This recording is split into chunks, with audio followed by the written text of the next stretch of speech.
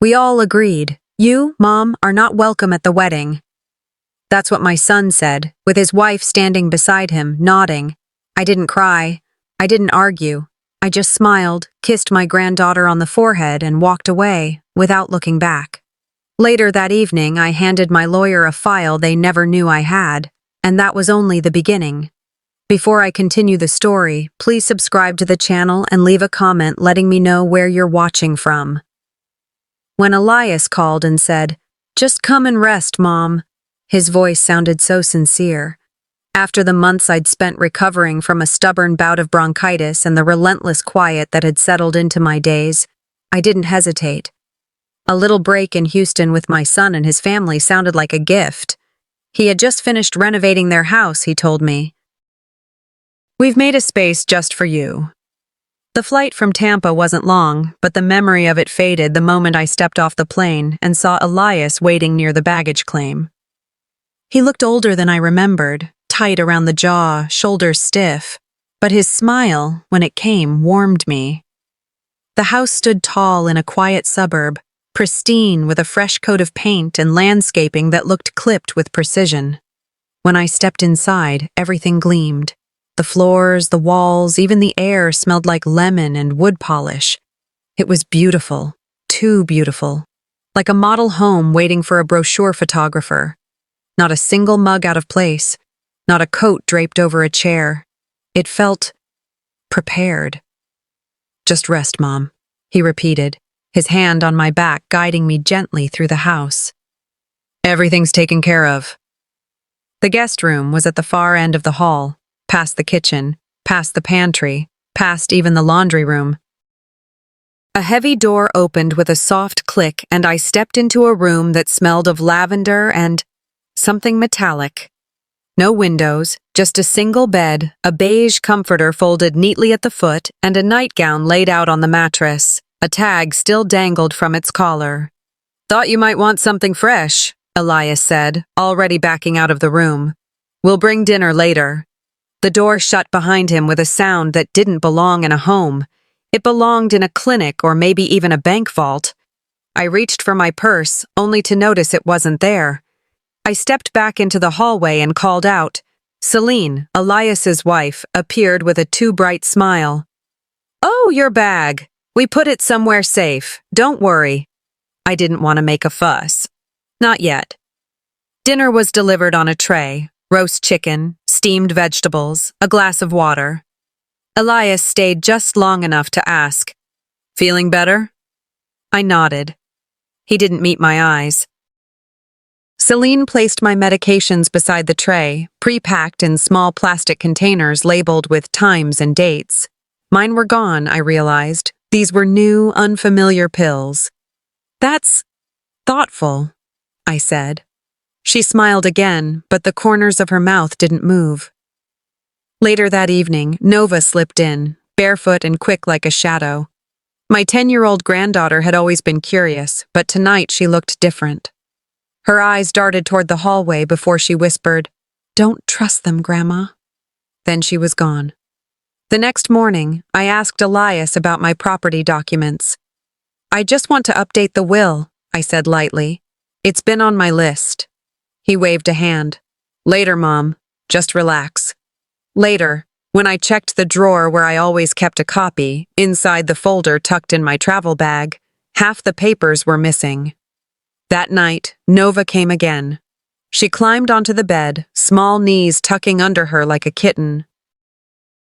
"They burned the papers," she said, not looking at me. "It was an accident." I didn't ask how she knew. I just pulled her close. Sleep wouldn't come easily. I lay in the stillness, my body still, but my mind pacing. Then I heard it. A soft crackle, like static from an old cassette. A voice played through the speaker, my voice, from a conversation I'd had years ago with my lawyer. I had no idea it had ever been recorded. My breath caught.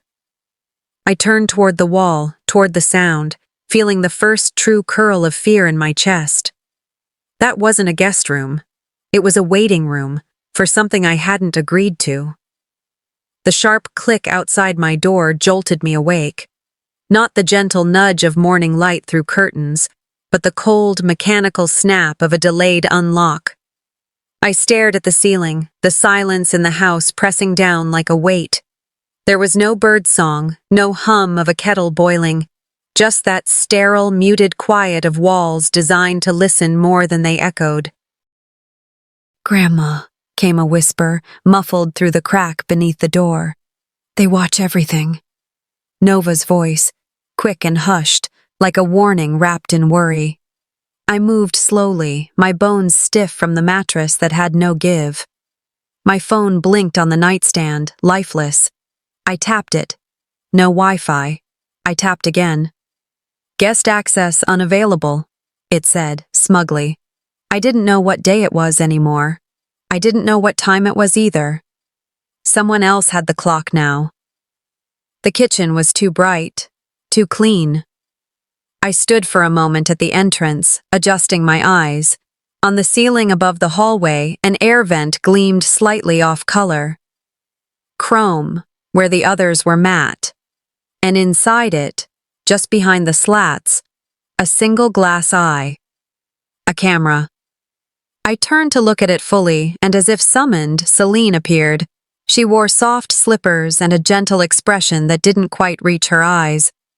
"Oh, that?" she said, noticing my gaze. "Just for safety." You know how things are these days. Safety. That word used to mean seat belts and porch lights. Now it meant control, containment.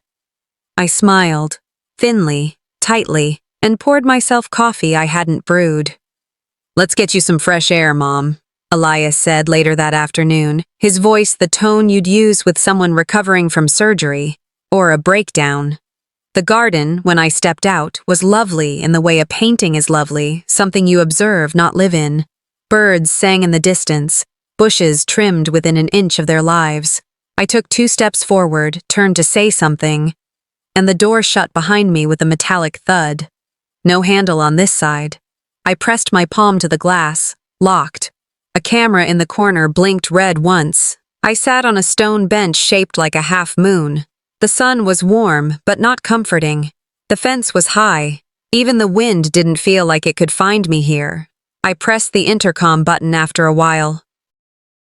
A man's voice answered, not Elias, not anyone I knew. "I'd like to go back inside," I said as clearly as I could. A pause, then the door clicked open. I was learning something new every day, and it terrified me. That night, Nova crept in again, wrapped in her favorite blanket, the one with stars that glowed faintly in the dark. She sat cross-legged on the floor, holding her knees. "They need you quiet," she said. I blinked at her, unsure of what she meant. "And gone," she added. Children shouldn't carry fear in their voice, but hers did. "They said you'll get confused, that you'll forget things, but you don't forget, right?" she asked, urgent. "No," I whispered. "Not the things that matter." She stood and hugged me tight, then disappeared just as quietly as she came. That night, I lay awake and stared at the ceiling, letting memory drift in like waves at high tide. The day Elias found out his father died, he was 17, all rage and tears and trembling hands. He made me tea with too much sugar, sat on the floor by my feet and whispered, "I'll always protect you, Mom, I swear." That boy, where had he gone? I pulled the journal I'd started from beneath the mattress. Only a few pages, scrawled lines, but it helped. To write it down, to prove I wasn't imagining this. I wrote the date, or what I thought was the date.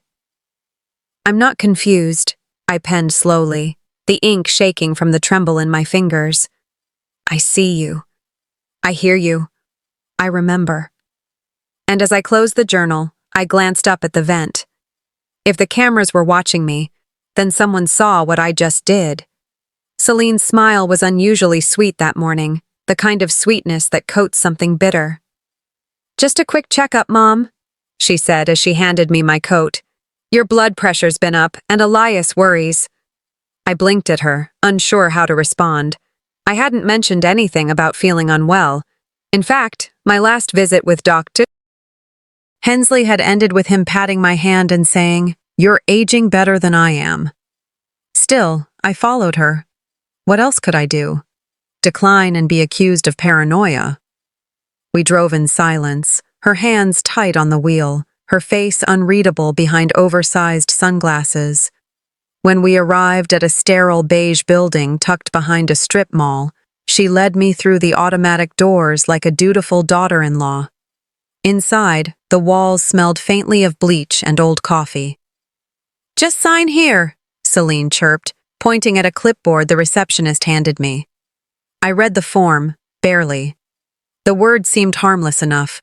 Routine evaluation, nothing invasive. Celine hovered behind me, her hand brushing my back lightly. It felt like a nudge, not comfort. I signed. As I waited in the small exam room, the minutes dragged. Celine excused herself for a call, leaving her purse behind. The folder she'd carried sat beside it, carelessly open. I stared at it for a moment. And then I reached. Inside were copies of my medical records. Some were familiar, routine cholesterol checks, flu shots. But then I saw something scribbled in blue ink. Cognitive decline, noted by family. Dated 2 months ago. My hand shook. Dementia risk. Monitor closely. Suggest supervised environment. I hadn't heard a word of this from any doctor. Who wrote these notes? Why was I being labeled behind closed doors? When Celine returned, I'd placed everything back, my face a mask of calm. I smiled too. Two could play that game. We got home mid-afternoon. As Celine busied herself in the kitchen, I retreated to the guest room and turned on my tablet, something I hadn't done in days. A single email sat in the inbox, odd since I used to get dozens each day. Subject: Trust account update. The message was brief. As per authorization, the transfer has been completed. Your savings account now resides under the Crow Family Trust. Primary trustee, Elias Crow. I stared, rereading the words again and again. I hadn't authorized anything. I tried to log into my account. My password didn't work. Tried again. Locked out. A cold weight settled in my chest. I walked into the living room. Elias sat on the couch, eyes on his phone. "I got an email from the bank," I said. He didn't look up. It says my account has been transferred into your name." He glanced at me then, and for the briefest moment I saw a flicker of guilt, quickly replaced with something firmer. "Mom, you asked us to help you set that up weeks ago, remember?" "No," I replied calmly. "I don't." Celine appeared, arms folded. "You said it was too much to manage, that it made you anxious." I opened my mouth, then closed it again. Their words filled the room like thick fog. That night, I sat alone in the dim corner of the room they still called the guest suite. Nova tiptoed in again, her socked feet silent on the tile floor. She climbed into bed beside me, curling like a kitten. "Mom and Dad say you're sick in the head," she whispered. "But you're not, right?" I couldn't answer, not yet. Instead, I wrapped my arms around her small frame and whispered back, "I remember too much, sweetheart. That's the problem." My eyes burned, but I didn't let the tears fall, not in front of her. If my mind was slipping, how come I remembered every lie they just told? I waited until the house settled into silence before slipping into the study. Nova's tablet was still on the desk, left charging. My hands trembled slightly as I picked it up and opened the browser. I knew this window wouldn't last long. I typed in Janet's number. Janet, my friend since nursing school, now retired but still sharp as ever. If anyone could confirm I wasn't losing my mind, it was her. The call rang, once, twice, then, "Althea? Oh my goodness, it's been ages!" My voice cracked. "Janet, I need help. Something's wrong." "They've..." The screen froze. A soft clicking sound came from the hallway. The call dropped. The tablet's screen went black. My heart pounded. I placed the tablet back exactly where I found it and returned to my room, every step deliberate, rehearsed, as if nothing had happened. But Elias knew. He burst through the door not 5 minutes later, fury masked in calm. "Who were you talking to?" "No one," I said, sitting on the edge of the bed, folding my hands to stop them from shaking.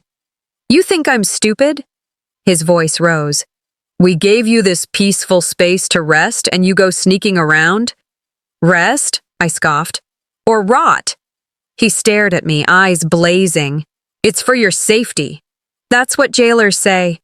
For a moment I thought he might yell, but he didn't. He just walked out, and the lock clicked behind him. That night, the front door slammed just past noon. I peered out the blinds, Celine dragging Nova up the steps. The child's face was blotchy from crying. I met her in the hallway, but Celine intercepted with a raised hand. "Don't. You've manipulated her enough." "Excuse me?" "She told her school counselor you were afraid of being poisoned, that we were keeping you prisoner. They called us. We had to pull her out." Later, in hushed whispers beneath the blanket, Nova curled beside me and whispered, "They said I can't talk to you anymore." Her small voice cracked something in me that rage never could. That night, the house was unusually quiet. I walked slowly down the hall to the home office. The drawer that once held Nova's drawings, her scribbled "I love you, Grandma" notes, it was locked. Not that it mattered. I stood there, staring at that drawer like it was a tombstone. It wasn't just paper in there. It was proof. Memories. Moments they wanted erased. But I wasn't ready to vanish. Morning came, sterile and sharp like a hospital corridor. I dressed carefully. Sat at the table while Elias read real estate listings out loud and Celine clinked her spoon against her coffee mug. I waited until the laughter lulled. Then I looked Elias dead in the eye. "I know what you've done," I said, voice even, "and you will regret underestimating me." The silence that followed was heavier than anything they could have locked me behind. Nova stood in the hallway, clutching her bear, wide-eyed. That was the last time I would ever be allowed in the same room as my granddaughter. The room they moved me to felt less like a bedroom and more like a holding cell. No pictures, no blankets with familiar patterns. Even the faint scent of lavender that used to cling to my pillow had vanished. There were no clocks, and I had to guess the time by the dimness through the hallway crack. Elias didn't knock anymore. He left a tray of food at the door like I was a stray pet. Cold oatmeal in the morning, lukewarm soup at night, and Nova.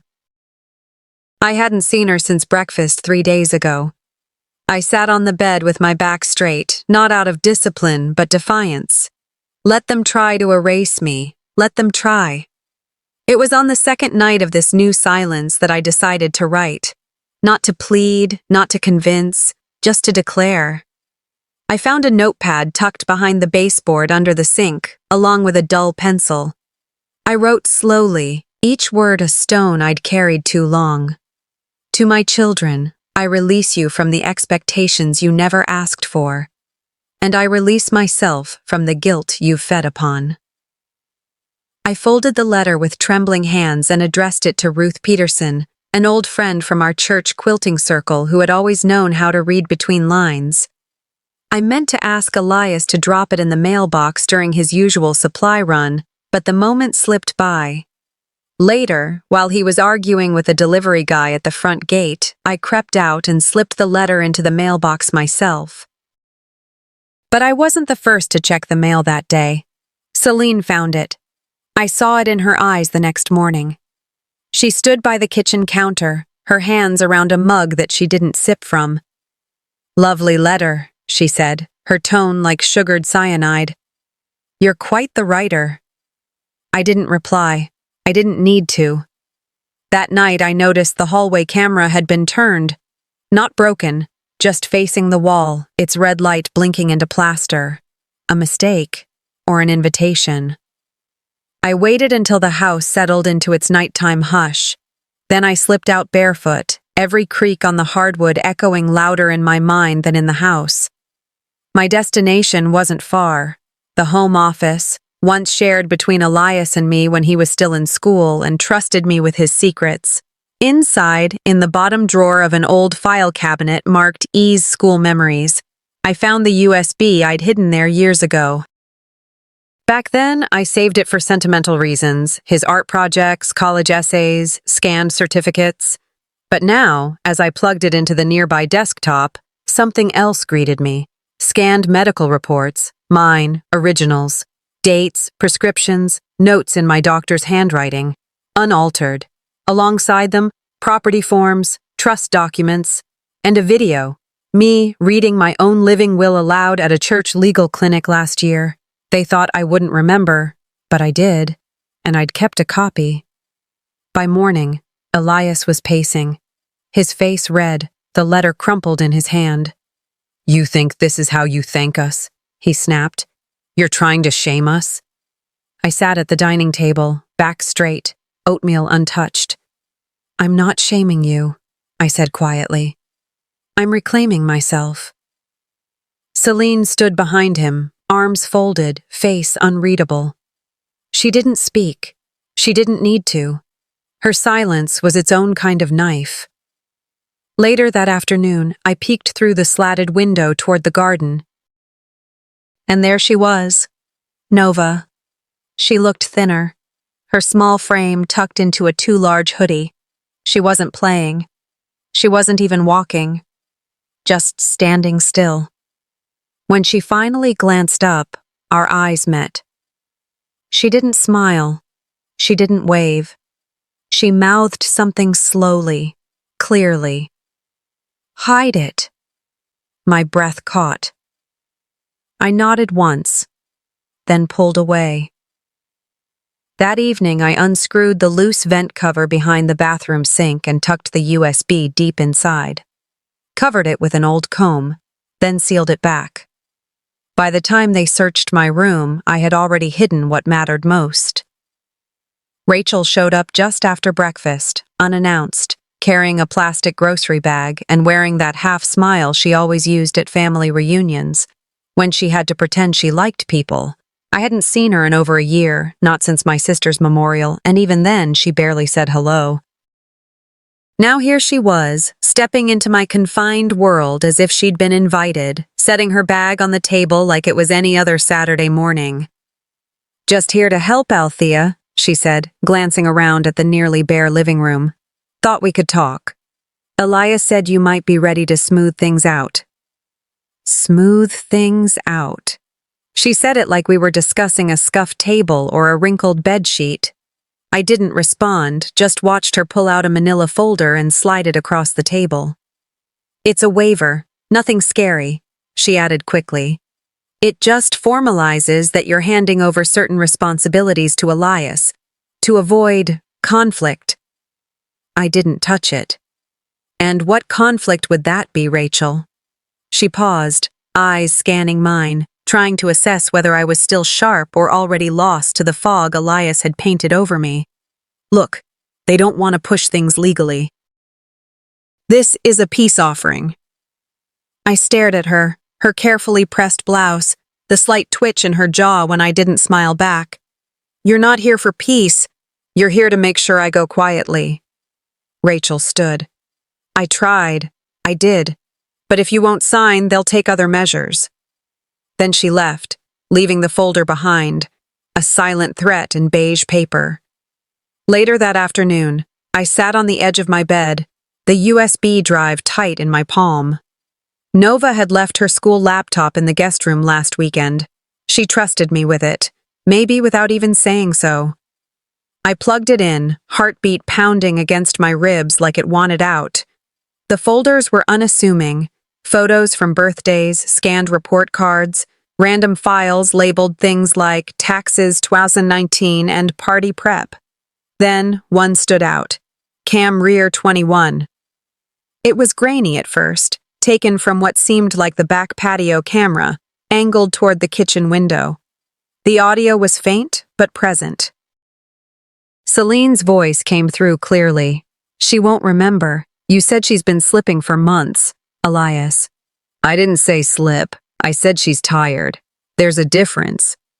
Celine snapped. You forged her initials, Elias. You said it was harmless, that she'd signed before. I froze. I didn't recall any documents from that period. No paperwork, no meetings. But I remembered the feeling of something being slightly off, of people finishing my sentences before I could speak them. I paused the clip. I was right all along. They were using my age, my occasional forgetfulness, to build a case. Not a legal one, an emotional one. One that made it easier to take everything I'd worked for. Just as I sat back, Nova's voice interrupted the moment. Did you finally watch it? I turned. She was standing in the doorway, not alarmed, just present, eyes calm, hands folded. I found it last summer, she said, stepping into the room. Didn't know what to do. She looked older than her years then. I pulled her into a hug. You did the right thing, I whispered. You kept it safe. Nova nodded. Are you going to do something? Yes, I said, my voice steadier than it had been in weeks. Yes, I am. That evening, I sat back down at the desk, not with fear, but with purpose. If they'd built a story of my decline, I'd write the truth in return. I opened a blank document and began outlining a legal case. Not dramatic, not frantic, just the facts, the timeline, the changes, the forgery, the hidden documents, the paper trail they thought I was too fragile to follow. And I knew what I'd say if they confronted me. They needed me to forget, I murmured aloud, so I wouldn't see the truth. But I did. It started with a look, a tilted head from Mrs. Kravitz next door as I walked down the drive to retrieve the mail. Getting the help you need, I hope?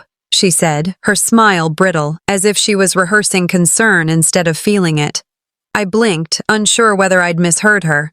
Excuse me? She waved a hand, murmured something about prayers and dementia awareness, then shuffled off in her garden clogs like she'd just handed me a casserole. Later that night, I sat with Nova in the guest room, mine now in name only, scrolling through her tablet. That's when we saw it. A post on a local community page, unsigned but unmistakable. Concerned family seeks support for elderly mother showing signs of memory loss and confusion. She's safe with us. Thank you for your understanding. Beneath it, a slurry of sympathetic comments. My mother went through the same. So sorry. Let us know if you need meal deliveries. And one that made my blood chill. Glad she's not behind the wheel anymore. Dangerous. None of it bore a name, but the language was Celine's. Soft, manipulative, vague enough to avoid liability, but sharp enough to poison trust. The walls around me weren't closing in. They'd already closed. I just hadn't seen it until now. 2 mornings later, I found a manila envelope in the mailbox, delivered by hand. No postage, no courier. Someone had driven it here. My name was written neatly in blue ink. Inside was a cease and desist letter, alleging I had harassed Celine, emotionally manipulated Nova, and caused undue disruption to the emotional climate of the household. The letterhead belonged to a small family law office. I recognized the last name, Vasquez, Celine's cousin. It was more than a scare tactic. It was a threat dressed in formal language. Any further behavior interpreted as aggression will result in legal action. I didn't cry. I folded the letter once, slowly, and slid it into the back of my journal. That evening, I sat across from Nova in the laundry room, the only place without cameras. She's been messaging Aunt Maria too, Nova whispered. Said she's worried you're not stable anymore. Do you believe her? I asked. Nova looked at her hands. No. But they say it so much, it starts to sound real. My throat tightened. That's how gaslighting works. She nodded, her voice breaking. I hate not knowing who's telling the truth. I placed my hand over hers. When you're lost in a fog, stay still. Let the light find you. I didn't respond to the letter. Instead, I called Elena. a retired lawyer I hadn't spoken to in years. She answered on the second ring. Elena, it's me. I need help. And I need you not to ask too many questions. Yet.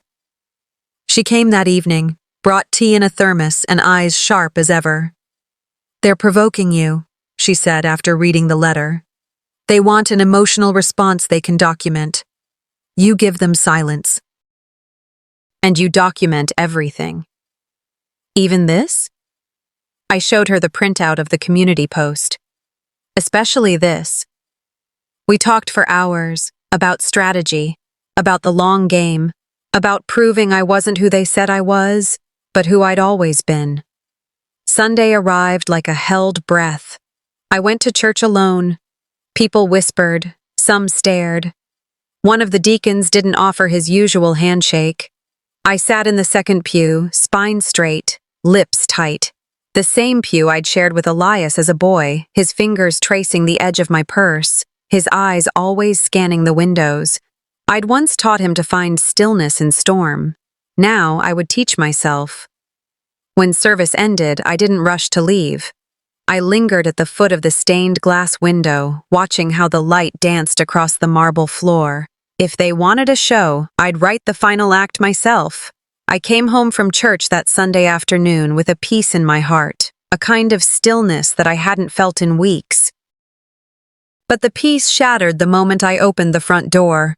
Laughter, nervous, performative, drifted in from the living room. I stopped in the foyer, my eyes adjusting to the unfamiliar crowd seated on my furniture. Elias was on the arm of the couch, Celine beside him, their bodies turned toward my brother Charles and his wife Marianne. Cousin Rachel was there too, flipping through a folder, glasses perched on her nose like a judge waiting to deliver a sentence. No one noticed me at first. That told me enough. I took a step forward, and the room finally hushed. Didn't expect me? I asked, voice calm, though my hands felt suddenly weightless. Celine smiled, tight-lipped. Oh, we were just having a chat. Without me? In my house? I nodded, more to myself than to them, and sat in the old armchair near the fireplace, the one with the worn cushion that only I favored. Nova wasn't there. Smart girl. The room filled with a tense silence before Celine broke it with a tone too rehearsed to be spontaneous. We think, she said, glancing at Elias for support, that it's time to discuss some practical matters, like inheritance. I blinked slowly. Inheritance. She folded her hands on her lap, faux sweet. You've done so much, and now that the house is fully renovated, and you're enjoying a restful phase, it might be wise to, arrange things early. I saw it then. Not just the greed in her voice, but the fear. Fear that I might still hold the reins. Charles cleared his throat, mumbling something about avoiding probate down the line, while Marianne wouldn't meet my eyes at all.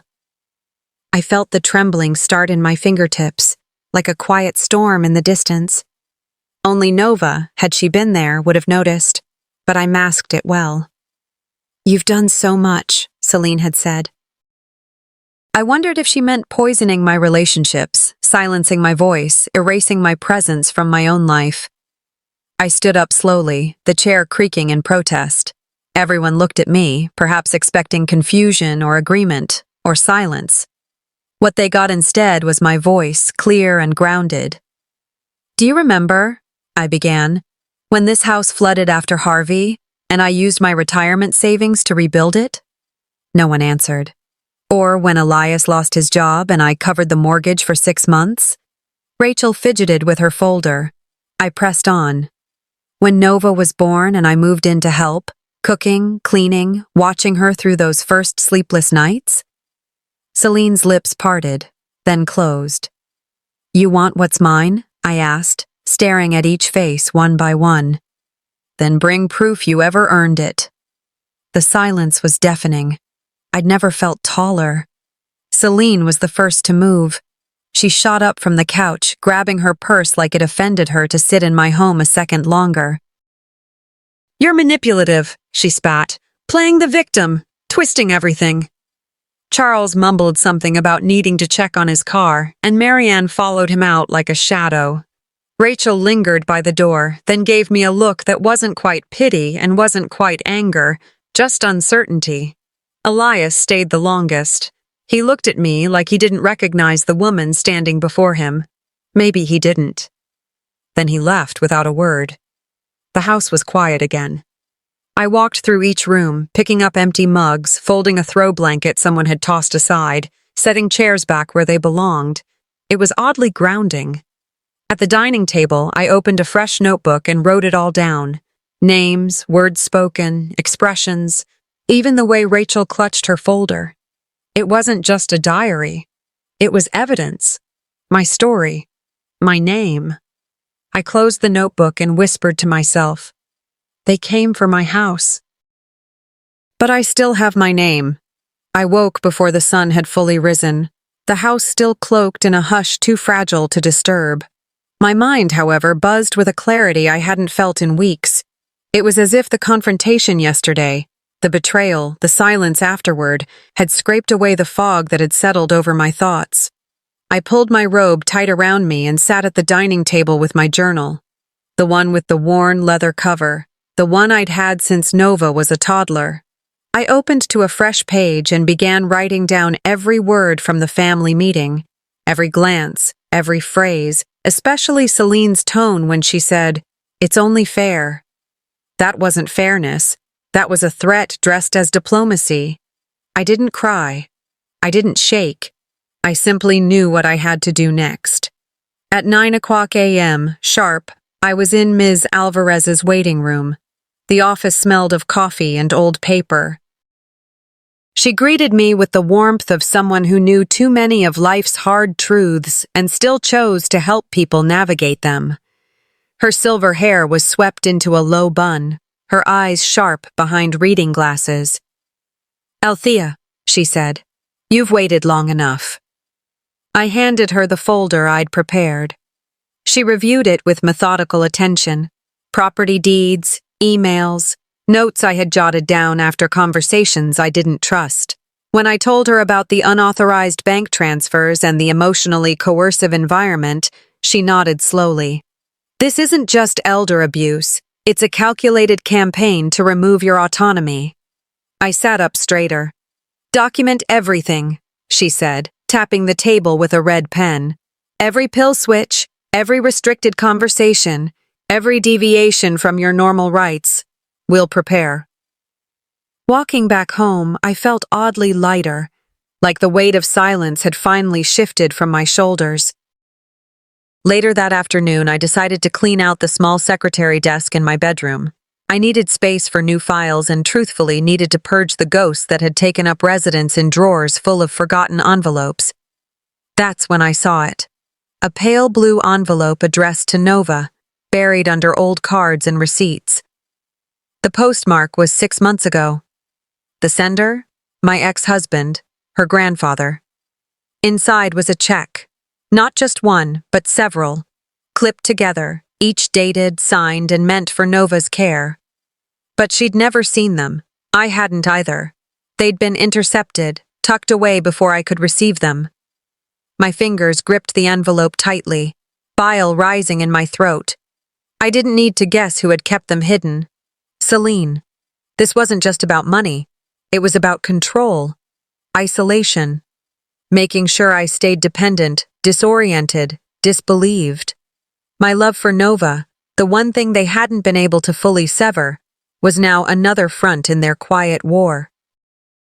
I didn't confront Celine, not yet. I photocopied everything and added it to the folder for Ms. Alvarez. I tucked the originals back in the envelope and placed them in the broken vent behind the sink, next to the USB drive.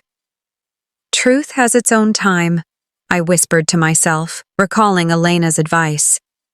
That evening, I brewed a pot of chamomile tea, the old kind that reminded me of the nights when Jasper was little and scared of thunder. I didn't dwell in sadness. I sat in stillness, sipping, breathing, preparing. Then I picked up the phone and called Nova. "Come by after school," I said softly. "Just you and me." She hesitated on the other end. Okay, she whispered. Is everything okay? It's time you knew the truth. Nova arrived with her backpack slung over one shoulder, a bundle of nerves hiding behind her usual quiet.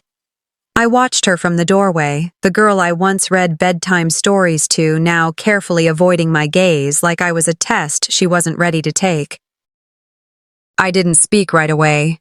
I let the silence grow thick enough to demand her attention. When she finally looked up, I motioned for her to sit at the table.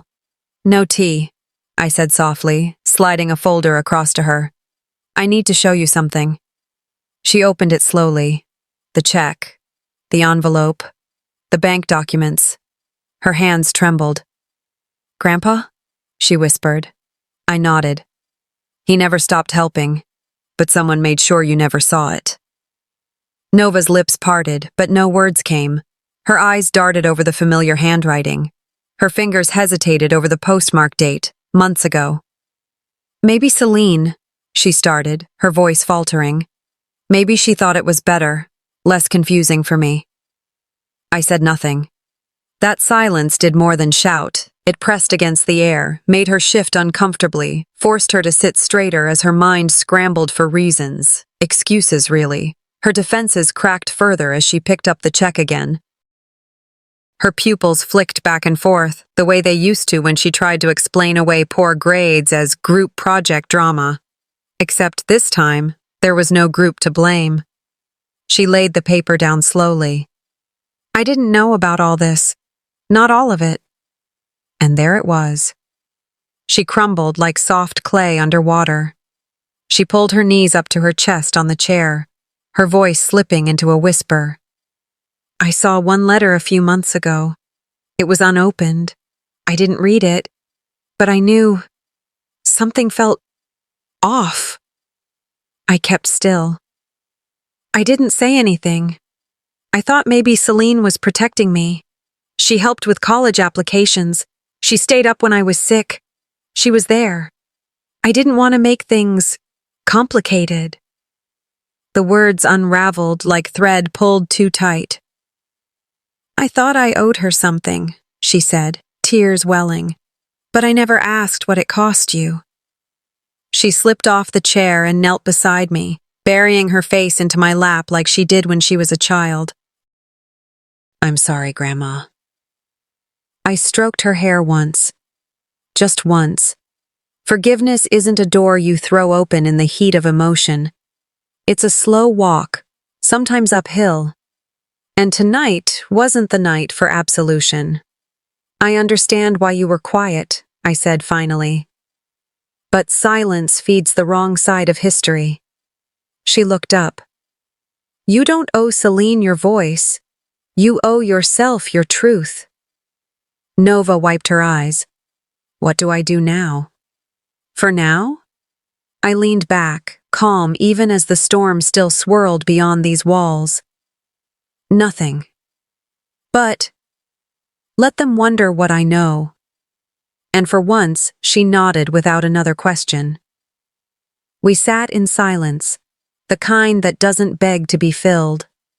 The sun dipped lower, casting long shadows across the floor. She reached for my hand and didn't let go. Whatever came next, at least we weren't alone. The garden had always been my sanctuary, a place where the world outside couldn't touch me. That evening, I knelt beside the rosemary bush, fingers sunk into the earth. The cool soil grounded me, the scent of mint and basil swirling gently with the evening air. For the first time in weeks, I wasn't waiting for a door to open behind me or for voices to rise from the hallway.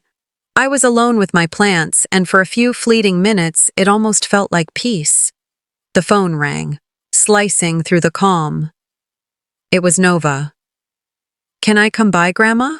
Just for a little while? Her voice was soft, hesitant, like something fragile wrapped in paper. I agreed before I could second-guess it. I wanted to believe the warmth from our last talk still lingered. She arrived just before sunset, carrying a canvas tote. I brought the photo albums, she said, holding them like treasure. We settled under the old oak tree, its branches casting long shadows across the patio. The albums lay open on our laps, filled with faces that time had softened. My late husband smiling wide in the background of a birthday party. Nova's baby pictures, cake on her cheeks. "It's strange," she said, flipping a page. "How many moments we forget until we see them again." I nodded. Memories hide in plain sight sometimes. Nova traced a photo with her fingertip. "Do you still have the letters? The ones you mentioned before?" Her voice was light, but her eyes scanned me with purpose. Not the wondering gaze of a granddaughter, a watcher's eyes, calculating. "And have you told anyone else yet? About the bank stuff?" The warmth drained slowly, like bathwater spiraling down a quiet drain. I forced a smile. "Not yet. I'm still sorting everything." She didn't meet my gaze after that. We talked more, but it wasn't real talk. It was a dance. Her questions cloaked in casual curiosity, my answers wrapped in silk. After she left, I sat for hours under the tree, replaying our conversation word for word. Something had shifted. It was in the way she held her tote, the glances that didn't quite meet mine, the questions too precisely timed. Later that night, I opened my tablet and scrolled through Nova's social media, something I rarely did. One photo caught my eye. Nova and Celine side by side at a trendy coffee shop downtown. The post was tagged just hours earlier. She hadn't mentioned seeing Celine at all. In fact, she'd said she'd had errands to run, too busy for anything else. The timestamp overlapped exactly with when she'd called to ask if she could visit me. I closed the tablet slowly. My breath sat heavy in my chest. When Nova came again the next day, I tried something small. We were in the living room, the same photo albums out, but unopened. "I've been thinking of hiring a lawyer," I said casually, stirring my tea. Her smile flickered. "A lawyer?" "Yes," I sipped slowly. "Just to make sure everything is documented. You know, for clarity." Her eyes narrowed almost imperceptibly. "That makes sense, if that's what you feel is best." But her tone had shifted. Too quick, too even. So I did what I hadn't wanted to do. I turned on the voice recorder I'd hidden beneath the end table, just in case. That night, I moved the USB drive again, no longer under the mattress, no longer in the vent. I placed it inside a hollowed-out gardening book, tucked between pages about pruning lavender and propagating thyme. I also began a new journal, not for feelings but facts, dates, times, words spoken. Every whisper now had a place to land. Because if Celine had pulled Nova into her game, and Nova thought she was protecting someone, then I had to protect us both. From each other, if needed. Sitting on the porch as the crickets started their song, I whispered to the dusk, "This time, I won't be caught sleeping." I looked toward the garden where she'd just sat beside me. I had mistaken her silence for solidarity. I stepped into the living room one last time, a place that once cradled birthdays and bedtime stories, now cloaked in silence and dust. Light from the late autumn sun streamed in through the thin curtains, casting long shadows across the faded carpet. The grandfather clock ticked on, oblivious to the years it had measured, and behind it, taped beneath the wooden base, was the file I'd hidden months ago. My hands didn't tremble as I pulled it free. I held the folder tight against my chest. Inside were documents, copies, video clips, and statements, the sum of my vigilance. The truth, weighed in paper and pixels. And though part of me wanted to burn it all and start fresh, I knew there was one more chapter to finish before I could leave. That evening, I laid the dining table for 4, like I used to, when they were still mine. Nova arrived first, wearing a guarded expression. Celine followed, crisp and cold in a beige blazer, flanked by Elias, who barely looked at me. "I thought you'd moved out," he said dryly. "I did," I replied. "This is just dinner." No one touched the food. Celine commented on the roast, Elias asked about the curtains, Small talk stretched like a weak bridge over a canyon. Halfway through the meal, I reached beside me and placed the folder on the table. I said nothing. Just set it there, let it breathe. Celine's fork froze midair. Her eyes narrowed. What's this supposed to be? My son looked from me to her, confused, until he noticed the video label. Is that? Celine reached for it, but I moved it slightly out of reach. No one's stopping you from looking, I said quietly. Nova's voice came softly, shaking the air. I've already seen it. The room cracked. You told her? Elias barked. I found it myself, Nova answered, her voice steady now. You two just hoped I wouldn't say anything. Celine stood, red-faced. You've always resented me, both of you, twisting facts, clinging to old wounds. This is harassment. I didn't speak. I let her shout. Elias tried to defend her, but his words lacked conviction. He glanced toward the folder again. You can't just dig up dirt and pretend it makes you right. Nova faced him. It's not dirt. It's the truth. You just buried it deep. No plates were cleared. No goodbyes said. Celine stormed out first. Elias followed more slowly, without looking back. Nova lingered, eyes wet, shoulders trembling. I kissed her forehead and told her I'd be all right. This time I believed it. 2 days later, I sat beneath soft studio lights across from a familiar face, Aaron McCall, a local journalist and old acquaintance. You don't have to do this, she reminded me. Only if you want your side known. The cameras rolled. I took a breath, and then I stood up. I thought I was ready, I said, removing the microphone. But I'm done performing pain for others. Back home, I gathered my belongings in silence. No ceremony, no explanations, just a small bag, a folder, and an envelope I sealed with Nova's name on the front. For when she was ready. I drove without music, letting the wheels hum my freedom. No destination, only direction. Somewhere with morning sun and no cameras, sometimes the only justice left is peace. And in the quiet hush of twilight, as the road stretched on behind me, I whispered the truth no one could take. In the end, silence was the loudest truth I had left to give. Maybe you've lived through something like this. Maybe not. But if my story has taught me anything, it's this. Silence can protect peace, but it can also bury the truth. As mothers, as women, as human beings, we are often taught to endure quietly. But there's a strength in choosing when to speak, and more importantly, when to walk away with dignity. To anyone watching this who's ever felt erased, doubted, or made small by those they once loved, your truth matters. Your story matters. And sometimes the quietest voice in the room carries the deepest wisdom.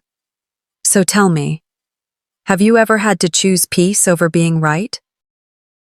Have you ever walked away not because you were weak, but because you were finally strong enough? If this video moved you, leave a or comment 1 to let me know you're here. Tell me where you're watching from. I'd love to connect. And if you didn't like it, I'd still love to hear why. Every voice counts. And if you want more stories that speak from the heart and honor real-life struggles, don't forget to subscribe to this channel. Your support helps bring more voices like mine to light.